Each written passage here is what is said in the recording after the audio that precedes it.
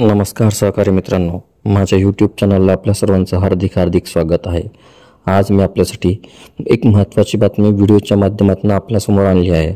बातमीला सविस्तर जाणून घेण्यासाठी त्यासाठी कृपया आपण सुरुवातीपासून शेवटपर्यंत संपूर्ण व्हिडिओ पाहावा आणि आपण या चॅनलवर नवीन असल्यास या अगोदर चॅनलला सबस्क्राईब केले नसल्यास चॅनलला निश्चितच सबस्क्राईब करा आणि बेल आयकॉनला प्रेस करून ऑल नोटिफिकेशन्स ऑन करा, त्यामुळे आपल्याला व्हिडिओचे सर्व नोटिफिकेशन्स हे वेळेवर मिळत राहतील।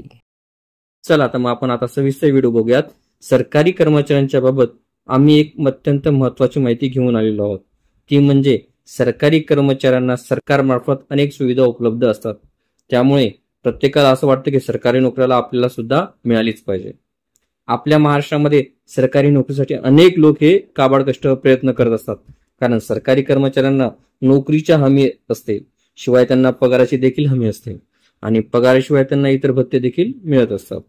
इतर भत्त्यांमध्ये महागाई भत्ता, घरभाडे भत्ता, प्रवास भत्ता अशा वेगवेगळ्या गोष्टींना त्यांचा लाभ मिळत असतो।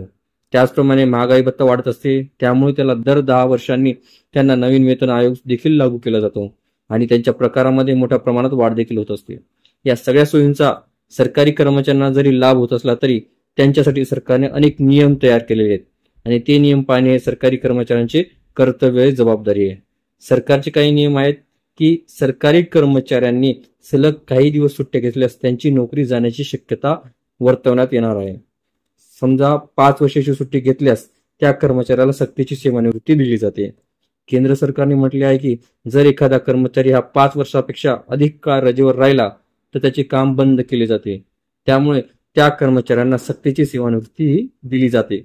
त्याचप्रमाणे परराष्ट्र सेवेत रिक्त इतर कोणत्याही क्षेत्रात सरकारी कर्मचारी यांना 5 वर्षापेक्षा अधिक काळ रजा घेतली तर त्यांना त्यांच्या पदाचा राजीनामा द्यावा लागतो। त्यामुळे आता कर्मचाऱ्यांना 5 वर्षापेक्षा जास्त रजाही घेता येणार नाही। सरकारी कर्मचाऱ्यांना स्टडी लीव्ह देखील दिली जाते, म्हणजेच त्यांना अभ्यासासाठी शिक्षणासाठी ही रजा दिली जाते। त्यांना शिक्षणासाठी 24 महिन्याची रजा दिलेली जाते। तुम्ही या सुट्ट्या सलग घेऊ शकता किंवा तुम्ही टप्प्याटप्प्यानंतर या सुट्ट्यांचा वापर केला तरी चालते।